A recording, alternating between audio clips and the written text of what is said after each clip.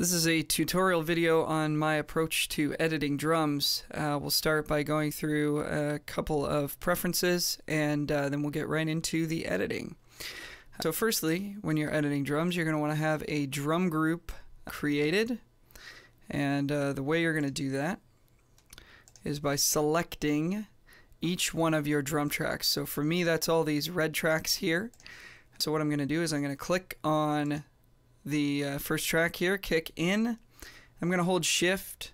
I'm going to click on the last track, which is down here, side double, which is one of my room mics. Click on that. See, I've selected them all now. Now I actually have a bus here, which I don't want to be part of my edit group.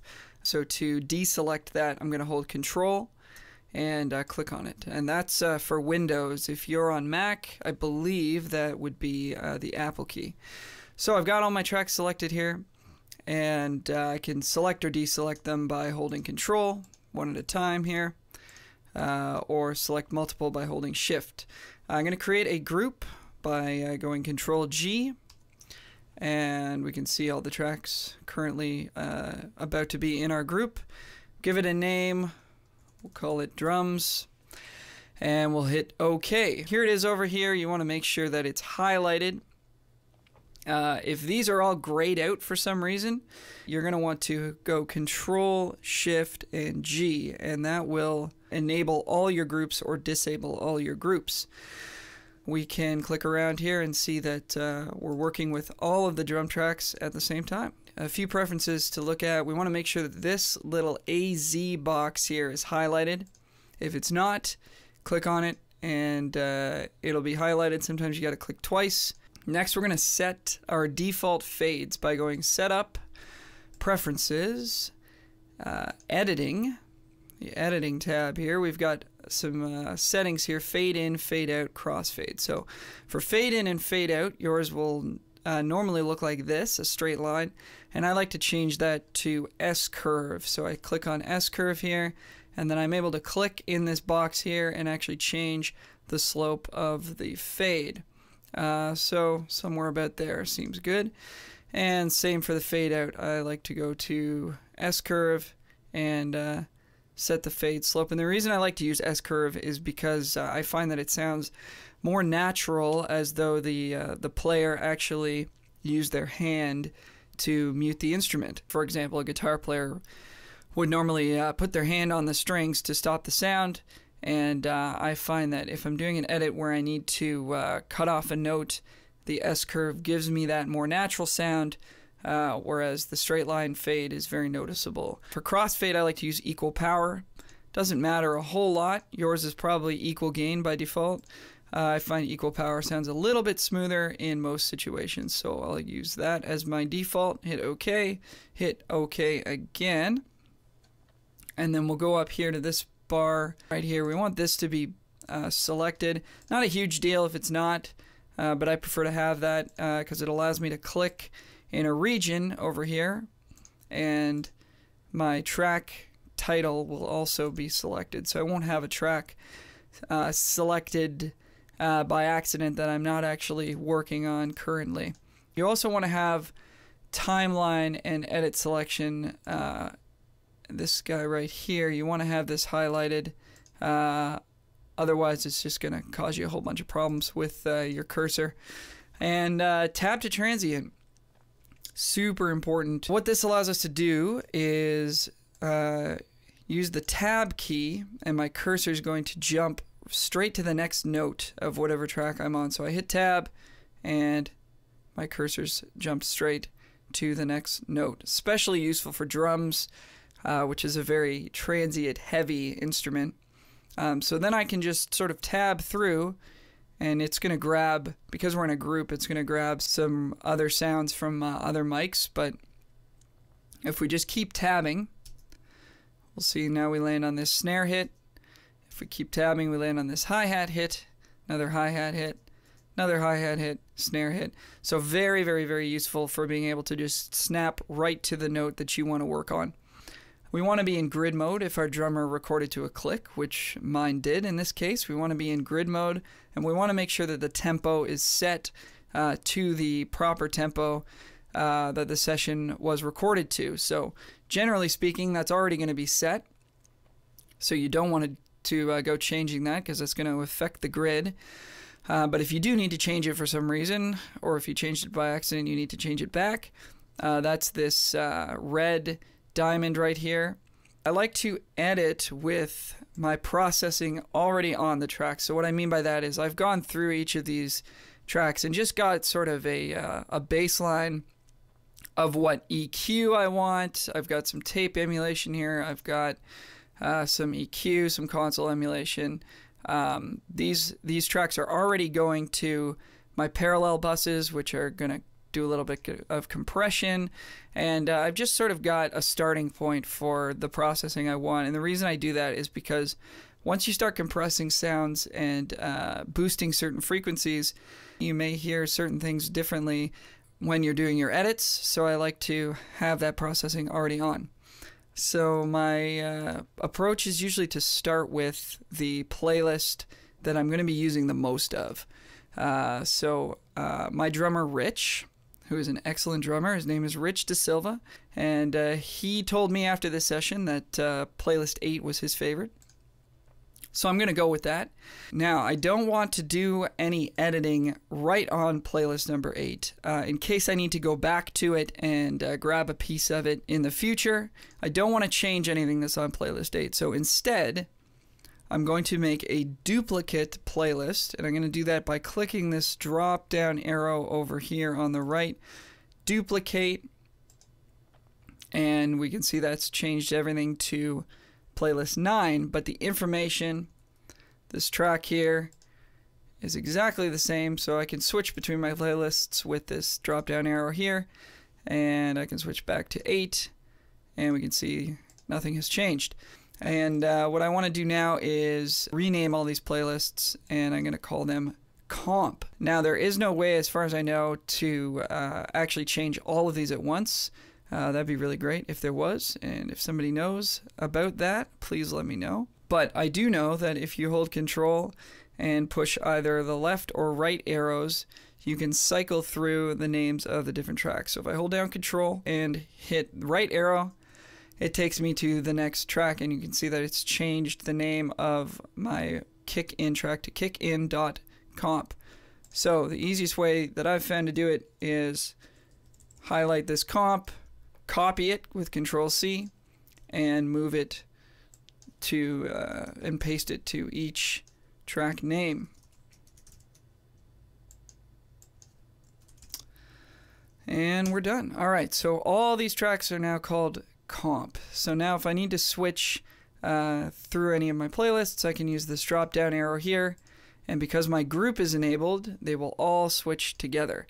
If my group is not enabled, only one playlist will switch. We can see that only this kick in has switched to 3, the rest of them are still on 5. That's not going to be good. We need to edit them all together. So back to our comp. Alright, so here we go. We're going to have a listen.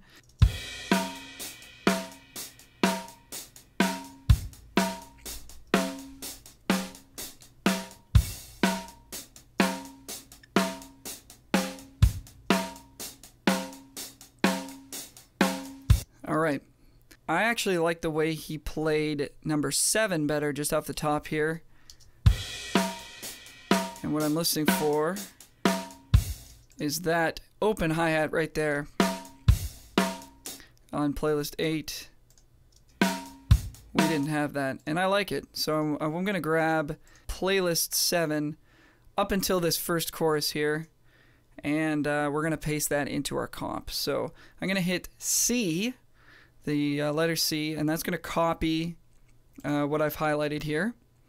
So I'm going to highlight up to around chorus 1, hit C.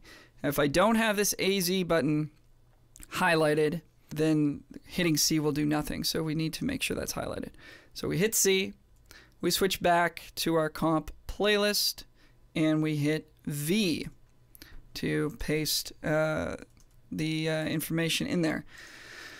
Now we can see we've got a bunch of dead air here, so I'm just going to delete that in case there's any guitar bleed or any other noise we don't want. Just going to make sure that's completely cleared.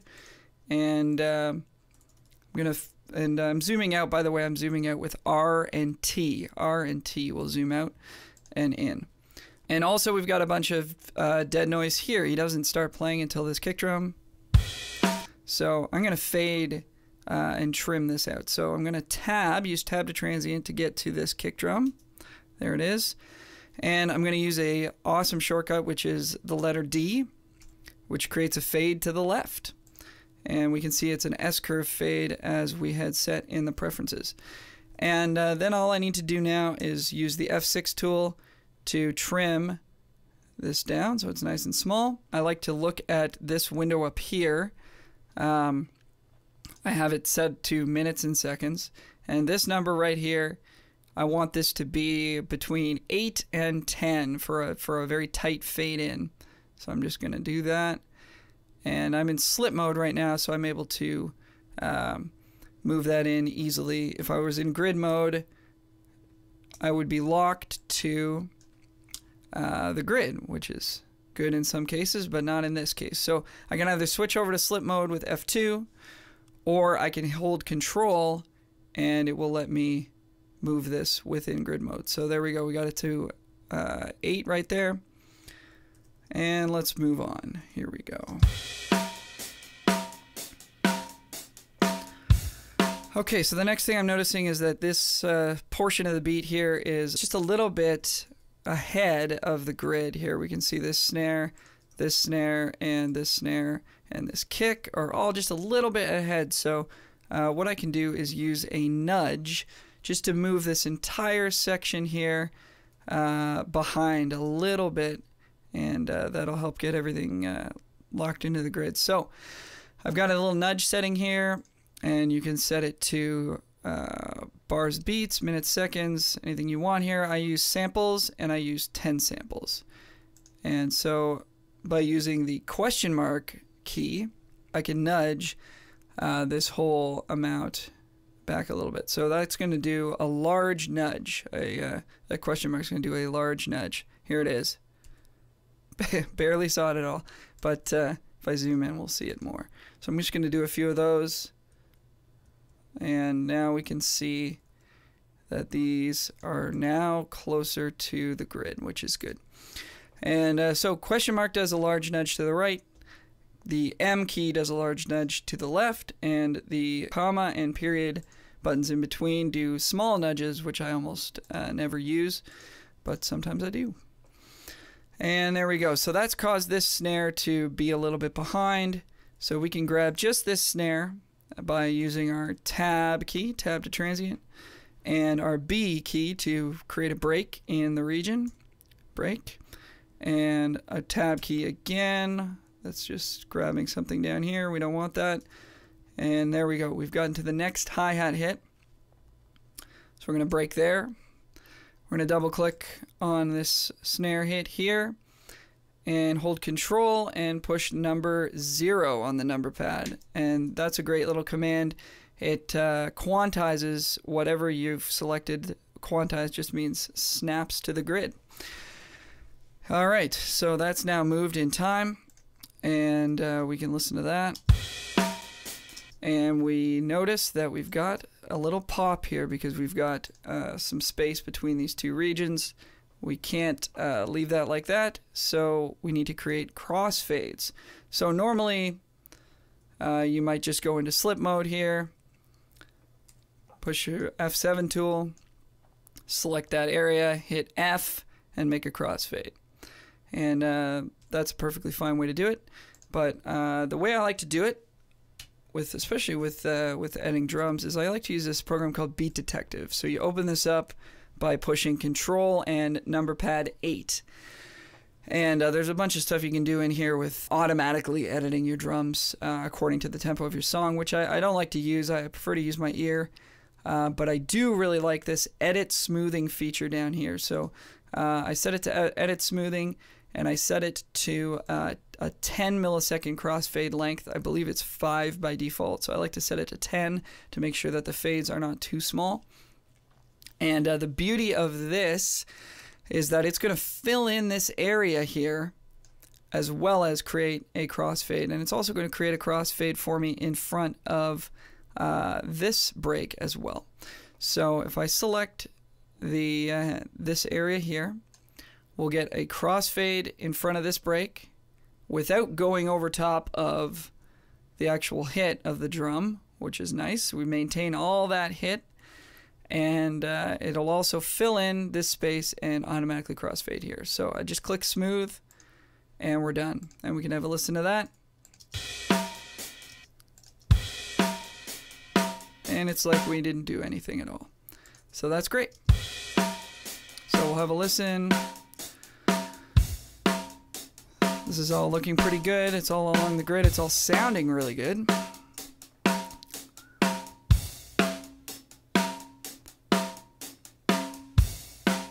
I can scroll side to side by holding down Shift and using my mouse wheel, which is really nice. This is all really good.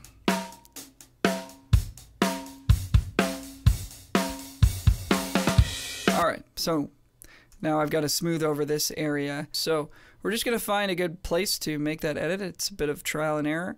So I can use my F6 tool and hold Control so that I'm allowed to move within the grid in grid mode, or switch to slip mode and do the same thing. And let's try this snare right here.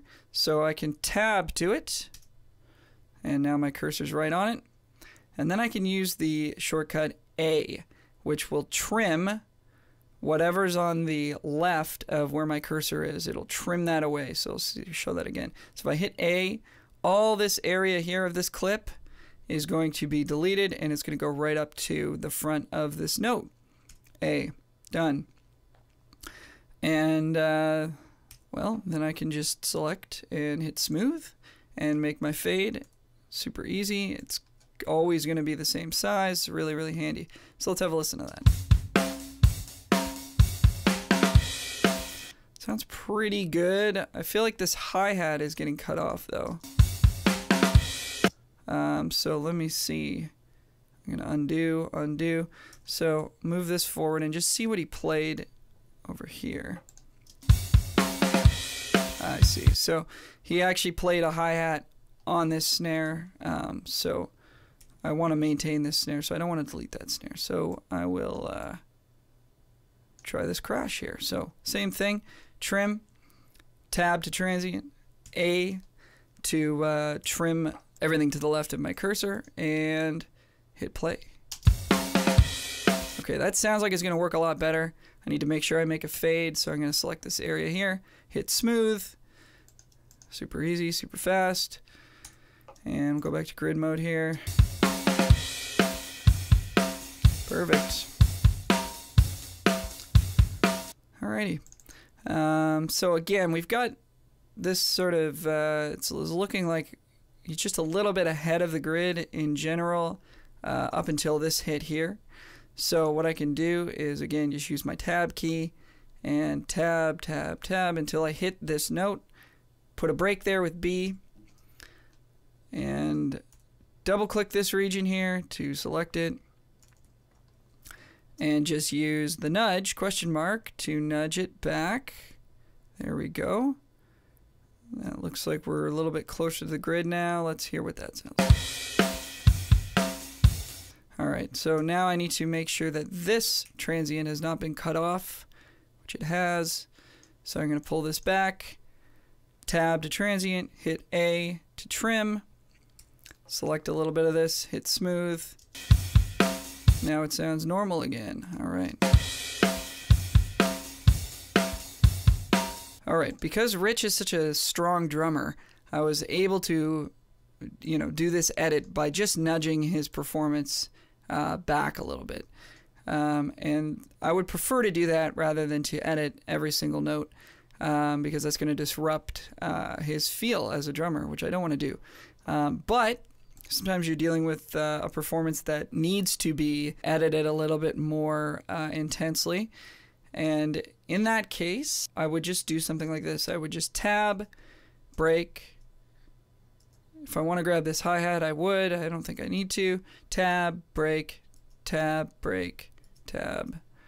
Oops, went too far. Tab again, break, tab, and break. So I'm just hitting tab until I get to the note I want, and then hitting B. You definitely want to do this with all the kicks and snares if the performance is a little bit all over the place.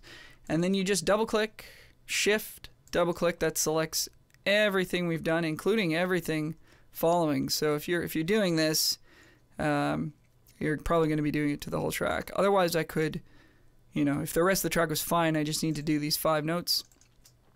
I could just select this much and Ctrl and 0 to quantize. That's going to snap everything into the grid like that. And then I'll just select a little bit before it and hit smooth. And it creates all my fades for me. I don't have to do anything. And I just push play. And there it is. Now this guy, we can see, got a little bit affected by the fade, and we don't want that. So we're just going to go to our trim tool, slip mode, trim this back, and there we have it. Now none of the transient is inside of the fade, so we know that it's nice and clean. And there we go. So now this is completely snapped to the grid, which if that's something you want to do, that's how you do it. So once you've finished your edits, your tracks will look something like this. And what we want to do at that point is consolidate them so that they don't have all these edits in them. So once we're sure that these are the edits we want to make, again, we're going to make a duplicate so that we can always come back to this if we need to. We're going to make a duplicate. So it's going to say comp 01, which is super messy. So we're going to rename all these again. I'm going to name them CONS, as in consolidated. You can name them whatever you want. Just go through each of these. All right, so now they're all called consolidate. So now I have to actually consolidate. So I'm going to go Ctrl+A. Ctrl+A is going to select all. And as a general rule, I like to consolidate all the way back to the start of my session. In case I ever need to send these files to anybody else and they're opening up a session, everything will for sure line up. So I hold Shift, I double click in this blank area here, and we can see now the selection has gone all the way back to the front of the session. And from there, I'm just going to go Shift, Alt, 3. And now we've gone ahead and consolidated all these tracks, so now they don't have any edits in them anymore. And then the next step is to clean up the toms, because the toms, we'll just have a listen to them. Just have a bunch of noise that I don't find very desirable. They're a little bit phasey sounding even. So what we're gonna do is, now you could totally leave these in if that's the sound you want. For me, generally when I'm mixing pop or rock or country, I don't want to have any of the tom bleed in. So I'm gonna select these two here, Shift and Alt, click this drop down arrow on the left, which allows me to change the size. I'm going to change them to fit to window. So now the only thing I can see is these two toms. I can also change the size of the waveform up here if I want to see more clearly where there's actually tom hits. So by bringing that down, it's a little bit easier to see where the tom hits are. So it doesn't look like we have a tom hit up until this point here. Looks like there's a fill over here, so I'm just going to check this. No. Alright. And fill over here. Okay, so we don't want to accidentally delete any toms. So here's a tom hit. There it is. So generally what I like to do is trim away everything up until the hit of the tom itself. So I'm going to do that by tabbing, using tab to transient, tab to the front of this tom hit. I'm going to hit D to create a fade to the left. It's going to be a giant fade because I have not yet trimmed anything up until this point. I'm going to go to F6 and bring this in. Zoom in. Get it really tight. Again, I'm looking at this number up here. Want to make it between 8 and 10 is usually what I like to do. Bring this in. There's 7. That's close enough. So there we go. So now we'll hear this. And we also want to get rid of, I'm just going to unsolo the floor tom for a second. We just want to get rid of any future hits. So here's a rack tom, and then the snare starts playing. We don't want that. So we're going to tab up to that snare, hit B, and create a fade to the right by pushing G. So I'm going to click anywhere I want here. G creates a fade to the right. F6, I'm going to trim this down. Again, I want this to be pretty small. 15's fine. Somewhere between 15 and 20 is pretty good. And if it sounds weird, then we'll have a look at it. So just to give an example of what this sounds like, we'll trim away this. We'll trim away this. Okay, so obviously on its own, it's going to sound weird. But in the context of the drum set,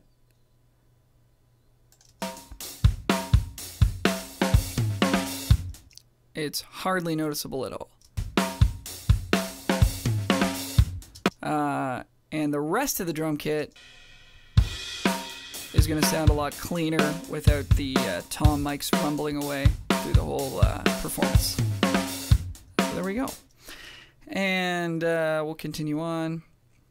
Find some hits. All right, so here's a situation where we've got rack and tom playing together. So I've just soloed these two here.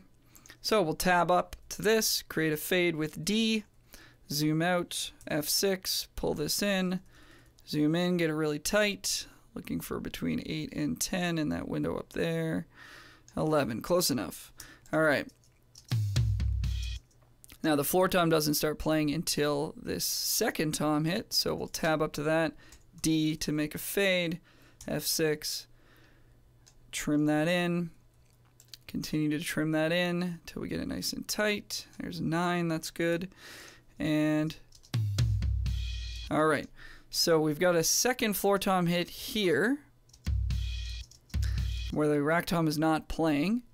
But I'm not going to be able to tab to that. It just wasn't loud enough that the rack tom's going to pick that up. So I'm not able to tab to that. So a solution to that, which I use quite often, is to tab to it in the track that's actually playing the note. So that's floor tom over here. I'm going to tab to that, and then just you can use semicolon or P to move up and down your selection between your tracks here. So move up to the rack tom, hit B, make a break, click inside the rack tom note, make a fade with G, and trim that down. And now the rack tom will be out by the time this lone floor tom hit starts playing. And then we've got a crash right here. So we want the floor tom out for that crash. So break with B, G for a fade, trim that down. Always saving. All right, so now our toms sound like this. So in solo, that's obviously super weird. But in not solo, it sounds fine. And again, the drum set is just going to be a little bit cleaner sounding. The stereo image will feel a little bit wider because when the toms play, you're going to have this extra information on the left and right sides. So once you're done trimming down all your toms, your tracks will look something like this. And at this point, we could consolidate them again in order to make them all nice and neat. Again, I would say make a duplicate playlist so that we can always go back to this if we messed up somehow and deleted a tom by accident or something like that. We'd always come back to it. And the other thing I like to do at this point is make a group. So I'm going to disable this drum group by clicking on it. I like to make a group without the toms in it. So Control, I'm selecting all my drums here, and I'll make a group, Ctrl+G, called No Toms. Okay, so now if I needed to make a drum edit in here, so let's say let's say I didn't do this and I had just my regular old drum group enabled, and I had to edit this fill because my original edit wasn't that good or something about the song changed. So I put a break in here and I start dragging things around. My floor tom and my rack are now opened up, and so that's totally messing up all the work that we just did to actually trim down the toms. So rather than do that, I could have my no toms group enabled instead of my all drums group, and I can make a break and drag around this tom and it's not going to affect it. So I believe that is about it for my approach to editing drums. If you have any questions, definitely leave some comments, and thanks a lot for watching.